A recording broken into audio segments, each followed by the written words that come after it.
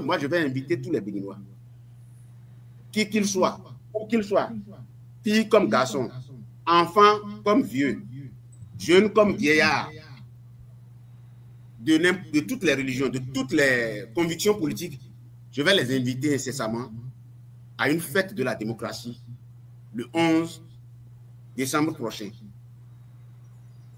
Je suis en train d'y travailler. Nous allons fêter la Constitution du 11 décembre 1990 pour montrer au régime en place qu'elle n'a pas réussi à réviser la Constitution.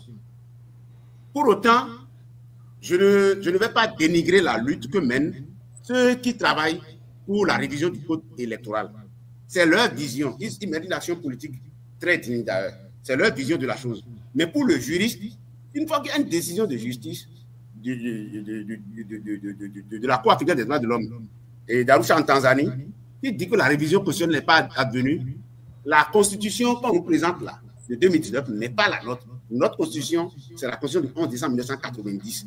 Et en le disant, je m'adosse en réalité à la décision de justice du tribunal d'Arusha en Tanzanie et de la Cour africaine des droits de l'homme et des peuples d'Arusha en Tanzanie.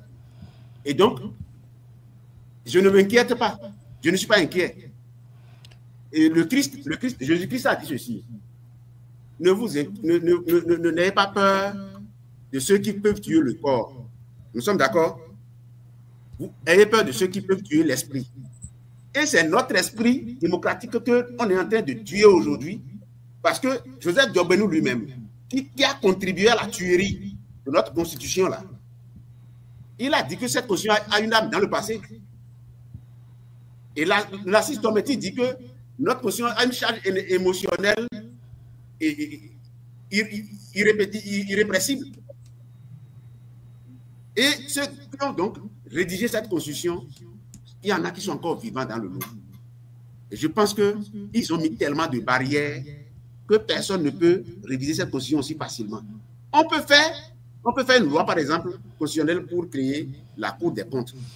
Je pense que c'est la seule chose qu'on peut ajouter à notre constitution. Notre constitution a déjà très bien fonctionné par le passé.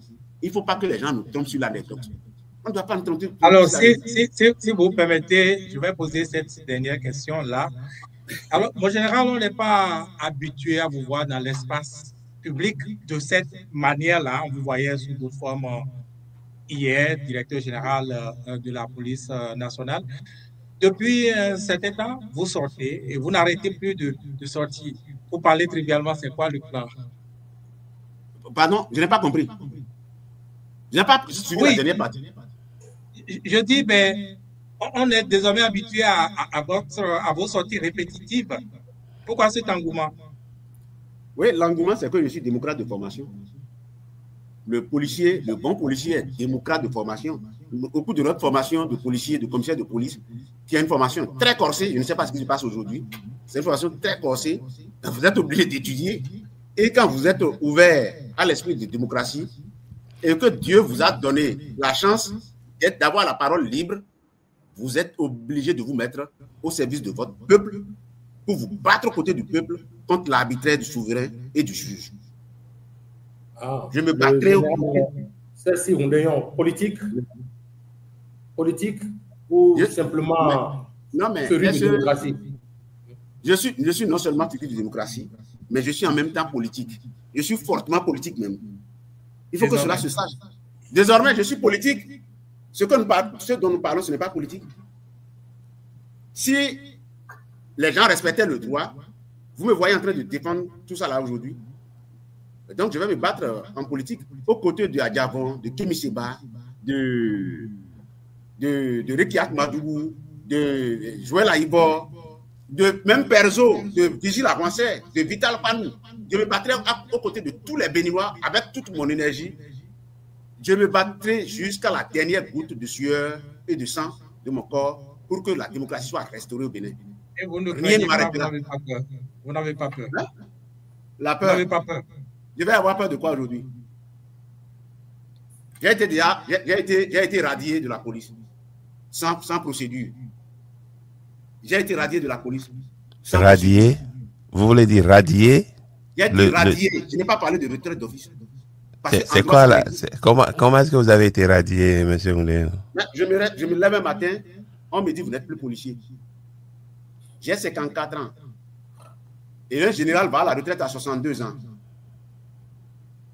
On ne vous a pas dit que vous n'êtes plus policier, on vous a dit que bon, vous allez vous reposer parce que c'est le moment peut-être de vous voir vous consacrer peut-être à la politique. L'énergie que j'ai maintenant, l'énergie que j'ai là, je vais la déployer en politique désormais. Et nous allons voir ce que ça va donner. Les Béninois devront compter avec moi demain. Et à partir de maintenant, et pour toujours, ils doivent compter avec moi pour que nous puissions faire la fête de la démocratie.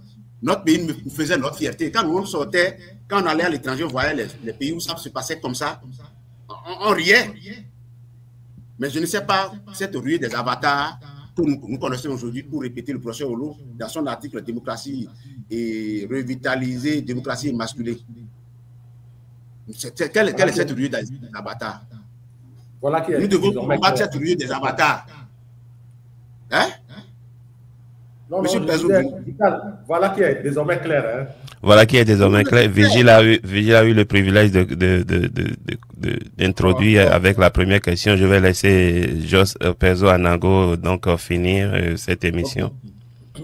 Merci bien, merci pour cet entretien que j'ai trouvé assez court, bien que nous ayons passé un temps assez long. C'est long, oui, c'est long, bien sûr.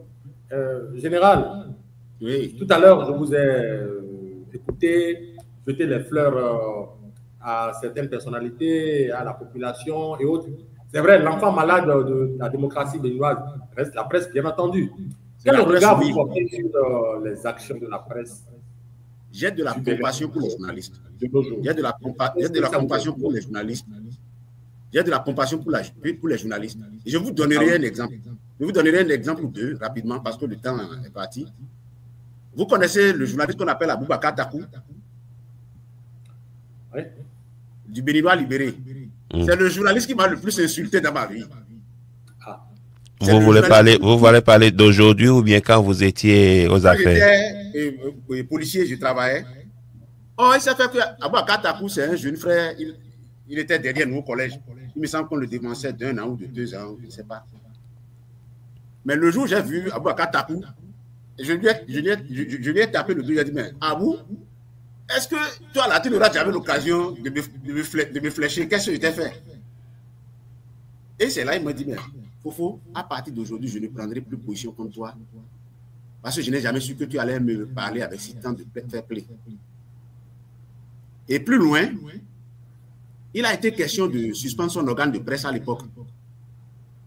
Je fais partie de ceux qui ont résisté. On devait l'arrêter, on devrait lui faire des misères. Je vous le dis aujourd'hui, je fais partie de ceux qui, exprès, ne l'ont pas vu pour l'arrêter à l'époque.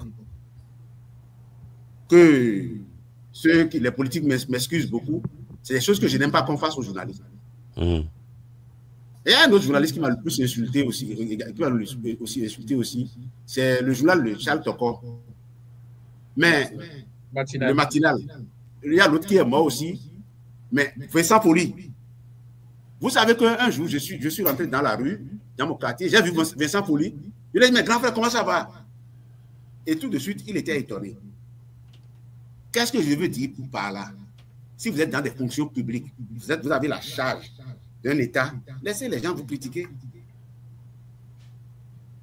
Vous n'avez pas vu le général Mathieu Crécou ici parler à Charles Toko? Moi, j'ai l'image là, j'ai gardé l'image là. Parce que Charles Toko critiquait beaucoup le général Mathieu Crécou. Mais qu'est-ce que le général a dit? Le général a dit, mais si ça lui permet, si ça permet aux journalistes de vendre leurs papiers pour vivre, pour mon problème. Il faut que les gens aient une culture démocratique pour libérer la presse. La presse est vraiment des choses là. Je remercie même, je félicite même Vigile Avancé qui est encore dans le pays. Je ne savais pas qu'il était encore à Cotonou, hein, pour tout ce qu'il a subi. Et regardez. Non, bon, quand je dis à Cotonou, Bénin, quoi. Et regardez par exemple le journal là qui a été fait, Golf TV, Oui, tout dans le groupe de presse. Et on ferme cette groupe de presse là pour dire qu'on fait l'apologie de coup d'État. Alors que nous-mêmes, nous sommes dans un régime de coup d'État permanent. CKTV n'existe plus. CKTV n'existe plus. Non, laissez les gens. On n'a pas vu les émissions là ici, Actu et Bébête Info et Kokami. Et les journalistes, et même celui qui est aujourd'hui le porte-parole du gouvernement, Léon Ngoumedi, il a critiqué vêtement le régime précédent. Mais qu'est-ce qui lui est arrivé? Rien. Nos journalistes, c'est nos grands frères, nos petits frères, nos amis. Hein? On est heureux avec eux. Moi, quand j'étais aux affaires, peut-être que je n'ai jamais eu l'occasion de vous voir, vous. Mais moi, je prenais au moins mercredi, de temps à autre, pour manger un morceau avec les journalistes, pour discuter avec eux. Quand les gens ne vous critiquent pas, vous n'avancez pas.